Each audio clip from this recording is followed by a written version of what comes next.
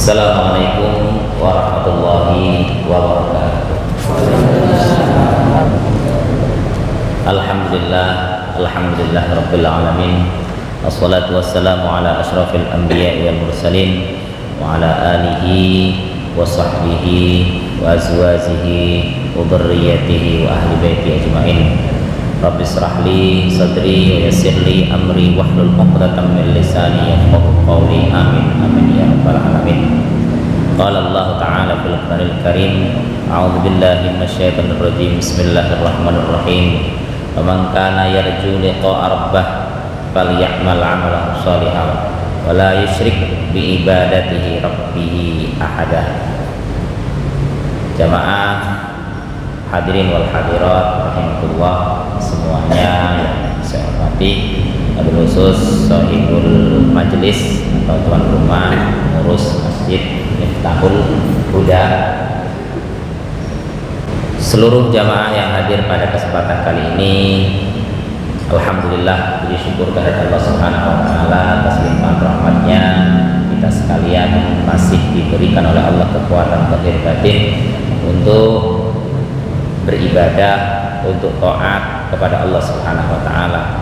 Mudah-mudahan apa yang dibaca oleh khotib siang tadi, ya, wala tamutunna illa wa antum muslimun, mudah-mudahan kita tidak akan mati kecuali tetap dalam keadaan Islam. Amin Allahumma.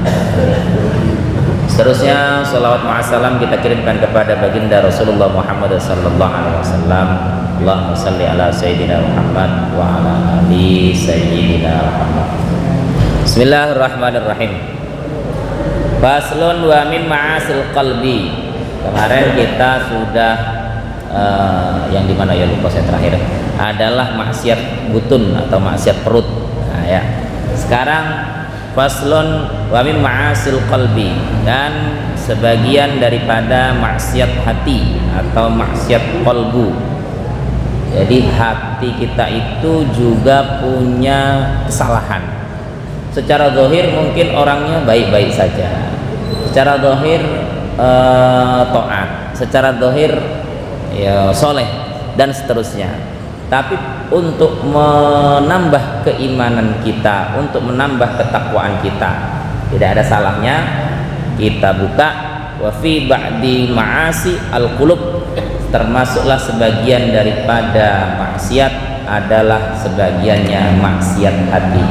Jadi hati itu juga bermaksiat, hati itu juga melakukan kesalahan, hati itu juga melakukan hal-hal yang dimurkai oleh Allah Subhanahu wa ta'ala. Itu apa yang pertama? Ar-riya'u, riya. Riya ini kalau bahasa Indonesianya pamer. Bahkan perbuatan riya itu dalam Al-Quran disandingkan dengan perbuatan musyrik. Artinya, na'udzubillah min dzalik, orang yang beramal dengan riya itu sama dengan dia menyekutukan Allah Subhanahu wa ta'ala. Dari sisi apa? Dari sisi dia mengharap upah, mengharap ganjaran dari selain Allah Subhanahu wa ta'ala. Nah itu. Bamin ma'asil qalbi ar-riya bi a'malil birri. Riya ini biasanya digandengkan dengan amal baik. Nah, ya. Selintas dia beramal baik, tapi amal baiknya tadi dibarengi, disertai dengan riya. Ail khair wal fadl wa huwa ar-riya al-amal la jallan nas. Yang intinya riya itu adalah dia mengharap pujian li ajlin nasi, ya. Apa yang diperbuatnya, apa yang dilakukannya li ajlin nasi, karena manusia. Nah, ya. Mohon maaf, riya ini tidak penyakit yang paling sulit dihindari, karena dia bisa hinggap ke siapa saja. Nah, ya mohon maaf, mungkin seperti ya saya tidak nyontohkan orang lain, Pak. Ya, atau imam, atau khotib, atau dan seterusnya, atau tokoh, atau dan seterusnya, atau orang kaya yang dia bersedekah dan seterusnya. Pokoknya yang intinya riya itu adalah wa huwa ar-riya al-amal li ajlin nasi. Jadi riya itu adalah sebuah amal yang amalnya itu li ajlin nasi, hanya demi manusia. Maka kita dituntun oleh Allah, dituntun dalam fikih, dalam syariat, semua ibadah itu pasti niat kita ditutup dengan lafal lillahi ta'ala. Coba kalau kita teliti, mulai dari wudhu lah, nawaitul wudu'a li raf'il hadasil asghari dan seterusnya, nanti ujungnya lillahi ta'ala. Kita sholat isya, usolli fardal isya'i dan seterusnya, nanti ujungnya lillahi ta'ala. Kita berzakat, nawaitu an uhrija zakatal fitri, saya mengeluarkan zakat fitrah, ujungnya adalah lillahi ta'ala. Bahkan nawaitul haji wal umroh lillahi ta'ala. Ini mengajarkan kepada kita bahwasanya amal itu seyogyanya lillahi ta'ala, bukan li ajlin nasi atau karena manusia. Wa qad nahallahu ta'ala 'an riya, sungguh Allah Subhanahu wa ta'ala melarang perbuatan riya itu. Wa sammahu syirkan, bahkan Allah menyamakan perbuatan riya itu dengan syirik. Saya ulang lagi, ini kan amaliyatul qalbi, ya, hal-hal yang berkenaan dengan hati. Bahkan Allah Subhanahu wa ta'ala menyetarakan riya itu dengan perbuatan syirik. Tapi jangan lagi, jangan pula daripada aku sholat riya terus gak usah sholat, ya salah lagi. Daripada aku sholat jamaah nanti dikira riya, mending gak usah jamaah, ya salah lagi. Maka perlu tarbiyah, perlu latihan. Bahkan dalam sebuah keterangan ulama, kok masih ada rasa riak-riaknya, teruskan. Nanti pada suatu titik kita akan lupa dengan amal kebaikan kita. Nah, di saat itulah kita betul-betul murni lillahi ta'ala. Ya awal-awalnya ya pengen dipuji, pengen dikata baik dan seterusnya, ya sudah teruskan saja, teruskan. Nanti pada titik tertentu kita akan menemukan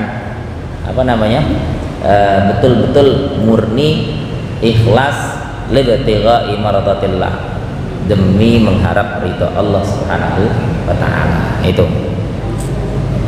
Bismillahirrahmanirrahim.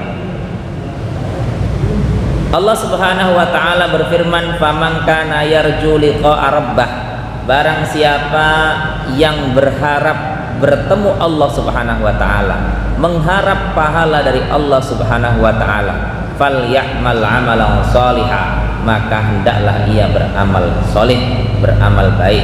Wala yusyrik bi ibadati rabbih ahada, dan janganlah menyekutukan, ya, ibadahmu, nyembahmu pada Tuhanmu dengan sesuatu apapun. Artinya kita tidak boleh mengharap balasan dari selain Allah Subhanahu wa ta'ala. Saya ulangi, wala yusyrik bi ibadati rabbih ahada, dan janganlah menyekutukan, mensyirikkan ibadahmu, ibadah kepada Tuhanmu dengan sesuatu apapun. Inilah yang saya bilang tadi, Allah Subhanahu wa ta'ala menyamakan orang yang beramal dengan riya itu seolah-olah dia sudah syirik, menyekutukan Allah Subhanahu wa ta'ala. Nah, itu kan amaliyah qalbi, hal-hal amal-amal hati. Nah, itu tadi yang saya bilang di awal tadi, secara zahir sempurna, tidak ada masalah, tapi tidak tahu dengan apa yang ada di dalamnya. Nah, kalau ditelisik lebih dalam, intinya adalah ibadah yang murni lillahi ta'ala, ya, saya tidak mengatakan langsung saya sudah top dah, adalah ibadah yang membawa ketenangan. Dengan sholat hatinya jadi adem, jadi tenang. Artinya kan sholatnya itu untuk dirinya lah, sholatnya itu untuk Allah lah, bukan lagi mengharap pujian orang lain. Misalnya naudzubillah min dzalik, ini contoh saja. Misalnya jadwal piket imam malam ini si fulan misalnya, terus dia datang jadi imam, rupanya yang jamaah cuma dikit, wah kecewa kan kalau dia tidak pandai menata hati. Dia jadi imam malam itu, giliran dia taunya yang jamaah dikit. Nah, ibadah yang murni kepada Allah Subhanahu wa taala tentu membawa ketenangan untuk kita. Bismillahirrahmanirrahim. Wa fassar ar-ramli ar-raja' guna bil khauf. Yang dimaksud roja di sini, pengharapan di sini adalah takut kepada Allah Subhanahu wa taala. Masih tentang riya. Wa yuhbitu ar-riya thawabuha al-a'mal bir. Kamu perlu tahu bahwasanya riya itu bisa menghapus pahala dari semua amal-amal baik. Wa yahbitu ar-riya thawabuha ay a'malul bir. Bahwasanya kamu perlu tahu apa tadi? Amal-amal baikmu itu bisa dihapus oleh riya. Itu dari sisi nilai, dari sisi pahala. Intinya apa? Kecewa lah ya. Yang saya contohkan tadi, dengan dia ngimami malam itu berharap jamaahnya banyak, rupanya dikit, kan kecewa. Butuh validasi kata orang sekarang. Butuh pengakuan. Kalau dia orang alim, kalau dia hafal ayat panjang dan seterusnya, masih butuh validasi tadi, masih butuh pengakuan. Itulah ciri-ciri riya secara teori seperti itu. Tapi tidak menutup kemungkinan, naudzubillah min dzalik, orang-orang yang nampaknya khusyuk, tawadhu, terhindar dari riya, belum tentu juga. Kadang-kadang justru dia riya dengan tawadhunya itu. Aku nunduk-nundui jalannya gitu. Ya, supaya orang menganggapku orang yang tawadhu, orang yang rendah hati, dan seterusnya ya. Jadi riya ini adalah penyakit yang luar biasa yang bisa hinggap kepada siapa saja. Maka dari itu kita berharap kepada Allah Subhanahu wa taala, mudah-mudahan hati kita terus dibimbing oleh Allah Subhanahu wa taala. Amal kita laisa li ajlin nas, bukan karena untuk manusia, tapi libtigha'i mardhatillahi taala, tetapi adalah mengharap ridha Allah Subhanahu wa taala. Apa cirinya yang saya bilang tadi, di mana ibadah kita membawa ketenangan tersendiri dalam hati kita. Itu. Yang kedua, maksiat hati. Kalau ujub, yaitu ujub. Ujub itu apa? Ai ta'ajjub bi taatillah, merasa terheran-heran dengan dirinya sendiri, dengan taatnya kepada Allah Subhanahu wa taala. Ya, contoh sederhananya ya. Misalnya malam nanti bisa tahajud 20 rakaat. Terus pagi-pagi cerita di pasar atau di mana? Atau di mana lah di tempat kerja. Aku heran juga, malam tadi terbangun dewek. Sudah itu sholat tahajud 20 rakaat dan seterusnya. Nah, itu kan ta'ajub, merasa terheran-heran dengan amal kebajikannya sendiri. Yang lebih parah lagi, diceritakan ke sepanjang jalan. Nah, ketemu di warung itu cerita. Mohon maaf, orang yang kepengen ujub itu ya ada baik jalannya. Aku nak cepat tidur supaya nanti malam bangun. Nah, itu kan bagian dari ujub. Ya, misalnya nih, mohon maaf, misalnya sudah acara, mohon maaf ya, saya nak balik duluan supaya bisa cepat istirahat supaya nanti malam bangun. Nah, iya kan, ucapan-ucapan yang sederhana itu kan menandakan bahwasanya di hatinya ada ujub, ada kesombongan, ya, ada apa lagi istilahnya ya, ada kebanggaan, nah, bahwasanya dia mampu melakukan taat kepada Allah Subhanahu wa taala. Ya, taat boleh saja, ujubnya yang salah. Nah, ya. Itu tadi jalan ceritanya ya, jalannya ya macam-macam. Nah, ya, duduk-duduk itu, ngotar-ngotar, alhamdulillah saya sudah istiqomah duha hampir 10 tahun ini dan seterusnya. Ya, maka kita minimalisir. Kalaupun belum mampu meninggalkan seluruhnya, kita minimalisir, kita minimalkan cerita-cerita seperti itu. Cerita hal-hal baik boleh saja kalau sifatnya ghibthah. Kalau dalam Taisirul Khalaq itu apa ghibthah? Itu motivasi, memotivasi orang supaya orang itu tergerak hatinya untuk mengikuti jejaknya, ya boleh saja, tapi kan ada caranya, tidak langsung di depan forum.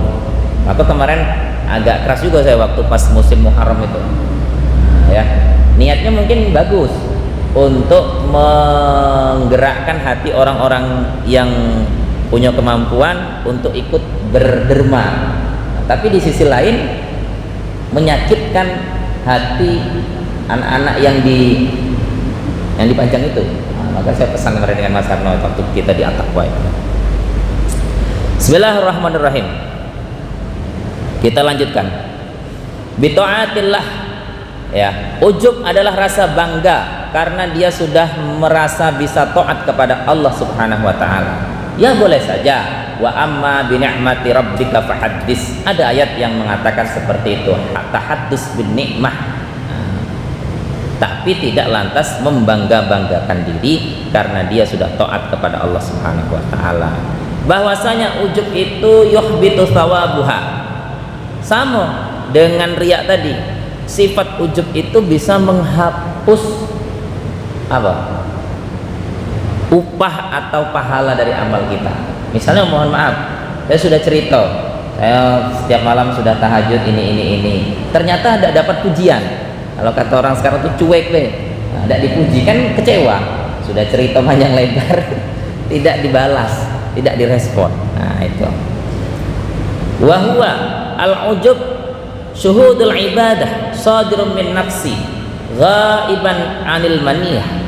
Kalau diterjemah, ujub itu ciri-cirinya adalah syuhudul ibadah, memunculkan ibadah sadiratun minan nafsi, seolah-olah tumbuh dari dirinya sendiri. Saya ulang lagi, ciri-ciri ujub itu adalah dia merasa ibadahnya itu, taatnya itu shadiratun minan nafsi, muncul dari dirinya sendiri, bukan atas ghaiban anil maniyah, seolah-olah menafikan anugerah Allah Subhanahu wa ta'ala.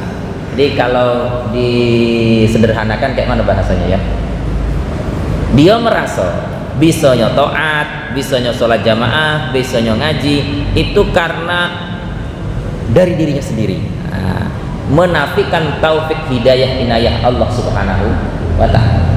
Itu ciri-ciri orang ujub, merasa apa-apa yang sudah diperbuat itu murni dari dirinya sendiri, bukan alhamdulillah wa syukurillah, segala puji bagi Allah yang sudah membimbing hatiku untuk bisa taat kepadamu. Tidak tidak seperti itu cara berpikirnya. Malah dia berpikir, aku ini bisa rajin, aku ini bisa bangun malam karena tidur cepat. Nah itu loh, ngerti Pak ya? Saya bisa bangun malam, saya bisa sholat tahajud karena saya tidur cepat. Jadi seolah-olah dia yang memunculkan amal baik itu, menafikan dari anugerah Allah Subhanahu wa ta'ala. Padahal mohon maaf, sekecil apapun kebaikan yang mampu kita perbuat itu adalah murni dari Allah Subhanahu wa ta'ala. Maka ada istilah lafal hauqalah, la haula wala quwata illa billahil aliyil azim. Itu kalau terjemah pesantren itu, la haula, tidak ada daya kekuatan melakukan taat, wala quwata, dan tidak ada kekuatan untuk menghindari dari maksiat, illa billahi ta'ala, kecuali dengan izin Allah Subhanahu wa ta'ala. Saya ulangi, la haula wala quwata illa billahil aliyil azim.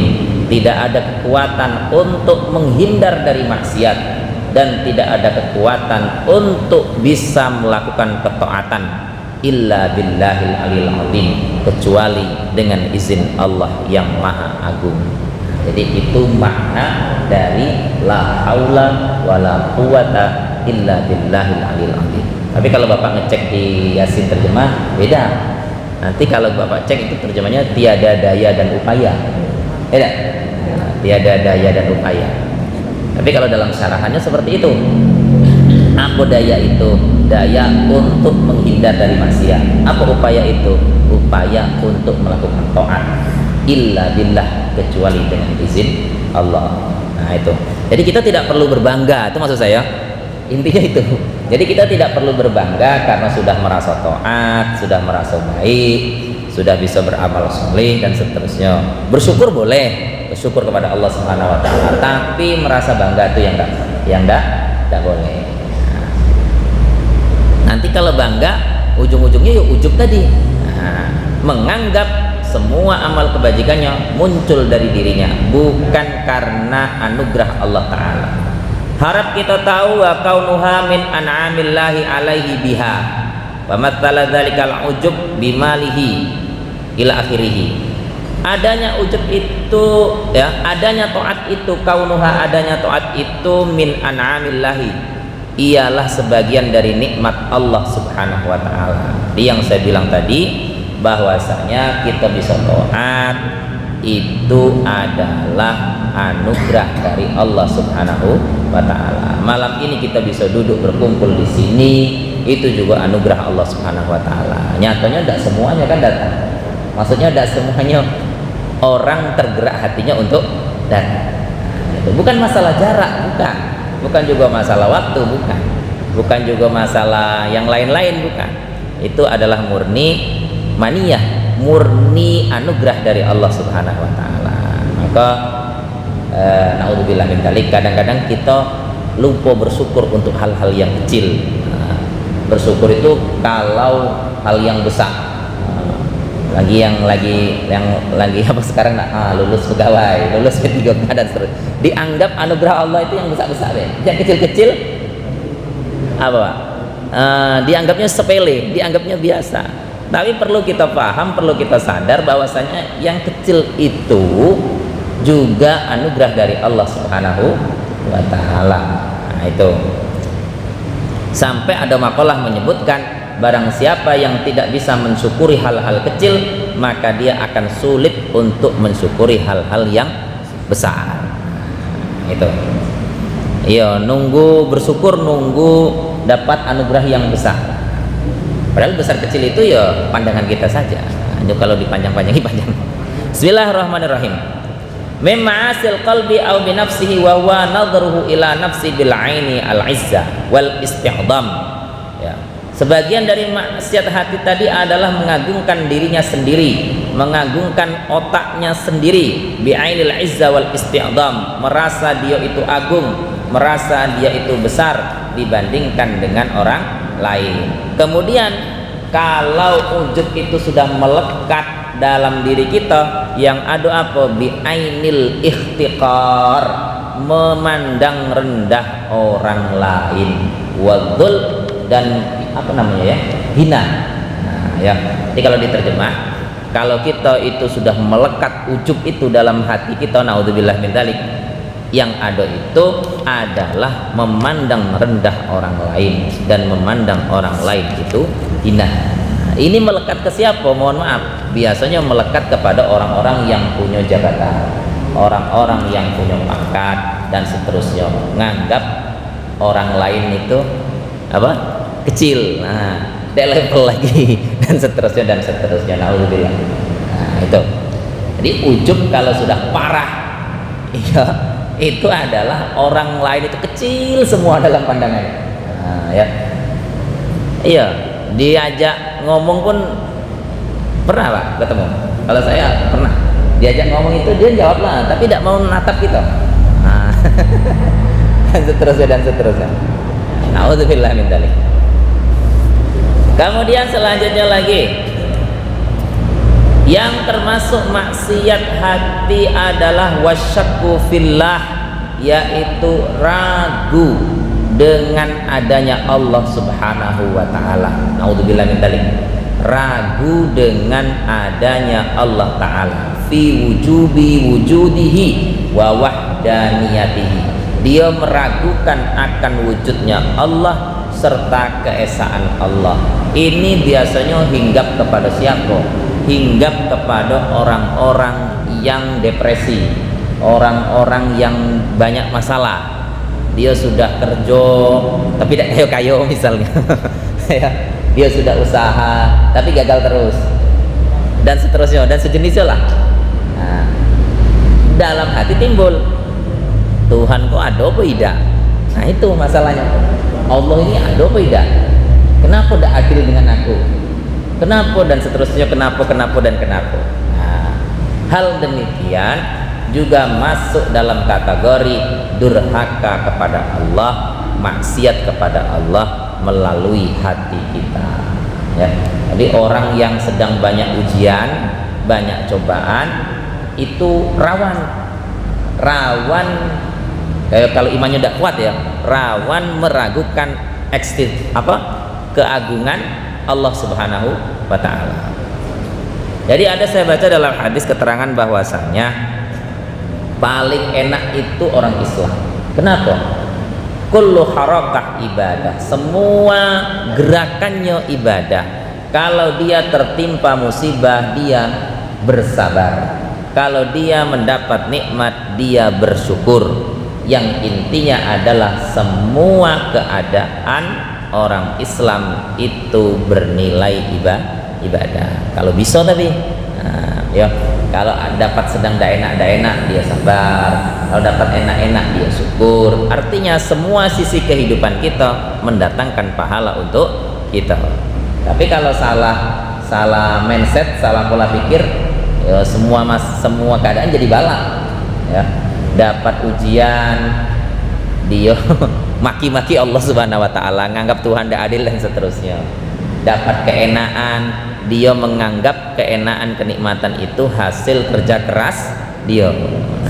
Akhirnya ya semua sisi kehidupannya tidak ada yang mendatangkan pahala. Itu auzubillah min dzalik. Wal amni ay adamil khauf, dia ragu dengan kekuasaan Allah. Kemudian dia ragu juga dengan apa bahasanya ya? Mimma karillahi ta'ala, dari rekayasa Allah Subhanahu wa taala. Rekayasa itu makna mudahnya itu aturan yang dibuat oleh Allah Subhanahu wa taala. Ya.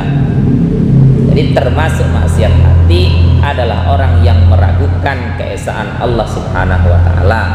Orang yang meragukan akan adzan yang dibuat oleh Allah Subhanahu wa taala. Maka kita diajari doa sudah wudu dan doa sudah adzan. Innaka la sudah adzan ya sudah adzan. Innaka la tukhliful mi'ad. Sesungguhnya engkau ya Allah adalah zat yang tidak akan ingkar janji. Kalau bahasa terjemahnya mengubah janji ya ingkar janjilah. Yakin saja innaka la tukhliful mi'ad. Maka doa-doa untuk kita kecil itu sebetulnya doa-doa yang mengokohkan akidah kita. Cuman ya tidak semuanya paham kan. Jadi ya dia hafal, dia baca, tapi tidak dihayati itu. Jadi innaka la tukhliful mi'ad, sesungguhnya engkau ya Allah zat yang tidak akan mengubah janji. Artinya semua amal baik kita pasti ada nilainya ya. Begitupun sebaliknya, semua amal buruk kita pasti ada hitung-hitungannya, pasti ada hisabnya. Bismillahirrahmanirrahim. Bil istar sa'ala fil ma'si ma'al ittikal 'ala rahmah. Kama afada Ibnu Hajar qala sahibut ta'rifat al makar fi janibillah wa huwa ardafun ni'mah al mukhalif wa ibqa'il hal ma'asu'il adab. Ya, jadi tidak percaya dengan aturan Allah itu adalah bagian su'ul adab. Su'ul adab itu kalau bahasa kita ya adab yang jelek. Nah, ya su'ul adab. Nah, ya akhlakul su itu artinya buruk, adab itu artinya ya tata krama kita kepada Allah Subhanahu wa taala. Min ghairi jihad wa fi jinabil ibad isal makruh ilal insan ila akhirih. Qala ta'ala fala ya'man makarallahu illa qaumul khasirun. Jangan sekali-kali kamu merasa aman dari rekayasa Allah Subhanahu wa taala, dari aturan-aturan ketentuan Allah Subhanahu wa taala. Begini maksudnya. Naudzubillah min dzalik. Sekali lagi naudzubillah. Yang hari ini taat, kita tidak tahu apakah selamanya dibuat taat oleh Allah Subhanahu wa taala hingga akhir hayat. Tapi kita terus berdoa, ittaqullah haqqa tuqatih wa la tamutunna illa wa antum muslimun. Itu dipesan oleh khotib setiap Jumat ya. Bertakwalah kamu kepada Allah dan janganlah kamu mati melainkan tetap dalam keadaan Islam. Nah itu, jangan sekali-kali merasa aman dari rekayasa Allah Subhanahu wa taala. Yang hari ini taat belum tentu sampai akhir hayat taat. Pun dibalik, yang hari ini maksiat, ahli pendosa, juga tidak menutup kemungkinan suatu hari dia lebih taat dari kita sampai akhir hayat. Maka dari itu kita diajari untuk husnudon, untuk berbaik sangka. Ya kalau kita nengok orang ahli maksiat, kalau bisa dicegah, ya dicegah. Kalau tidak mampu, minimal didoakan. Jadi yang disebut al ulama bi ainir rahmah. Ulama itu memandang sesuatu itu dengan kasih sayang. Nengok orang yang tidak sholat, didoakan. Ya, mendoakannya bukan nyumpai, bukan ya. Apa istilahnya ya? Mendoakan agar suatu hari diberi hidayah oleh Allah Subhanahu wa taala. Itu. Begitu juga maka dalam tahiyat akhir ya. Ini sebetulnya saya mengulang kaji yang sudah kita baca lah. Itu kan ada itu. Allahumma ya Allah, inna na'udzubika min adzabil qabri wa min adzabin nar. Kalau kita pernah madrasah dulu, sesudah fil alamina innaka hamidum majid, itu kan tidak langsung salam. Allahumma inna na'udzubika min adzabil qabri wa min adzabin nar wa min fitnatil mahya wal mamat wa min fitnatil masiihid dajjal ya muqallibal qulub tsabbit qalbi ala dinik. Nah, itu kan kalau diterjemah ya muqallibal qulub, wahai zat yang membolak-balikkan hati. Hari ini pengen taat, besok pengen maksiat, besoknya pengen taat, besoknya pengen maksiat. Kan? Ya muqallibal qulub tsabbit qalbi, teguhkan hati kami ya Allah ala dinika, atas agamamu, wa ala taatika, dan atas taat kepadamu. Nah, aduh dong. Ya. Jadi sudah diajari, sudah kita baca, itu maksud saya. Hal-hal seperti itu sudah kita lazimkan, sudah kita baca. Maka ada saya berseloroh, tidak ada salahnya kalau ke pasar belilah itu kesolatan terjemah itu, pas senggang-senggang dibaca, supaya itu menambah kekhusyuan kita dalam sholat. Ketika kita tahu makna-makna dari setiap lafal yang kita ucapkan dalam sholat, inna sholati wa nusuki dan seterusnya. Ketika kita paham apa sih maksud inna sholati wa nusuki dan seterusnya, itu menopang atau menambah tips, menambah untuk kiat-kiat kita untuk bisa ya sedikit menambah kekhusyuan sholat kita. Ya, beda kan ketika kita membaca hal yang tidak tahu artinya. Bacaan tahiyat misalnya kita tidak tahu artinya, tidak dihayati karena tidak tahu artinya. Itu hadis Pak. Dikit lagi terakhir. Bismillahirrahmanirrahim. Wal qunut ay al ya'si mir rahmatillahi, yaitu putus asa dari rahmat Allah Subhanahu wa taala. Fal ya'is minha kabirah fala yajuzu dzalika. Bahkan dikatakan putus asa itu adalah salah satu dosa besar. Dosa besar. Qala Allah Ta'ala ya ibadi alladzina asrafu ala anfusihim la taqnutu mir rahmatillah. Wahai hamba-hambaku, jangan kalian berlebih-lebihan dan janganlah kalian berputus asa dari rahmat Allah Subhanahu wa taala. Yakinlah apa yang kita hadapi hari ini ada solusinya. Ya, kalau di buku Latasan itu kan tips untuk kita jadi bahagia itu kan semuanya akan berakhir. Nah, itu pokoknya semuanya akan berakhir. Kalau hari ini kita merasa menderita, ya pasti ada akhirnya. Nah, begitu juga kalau hari ini kita merasa bahagia, jangan terlalu senang amat. Kenapa?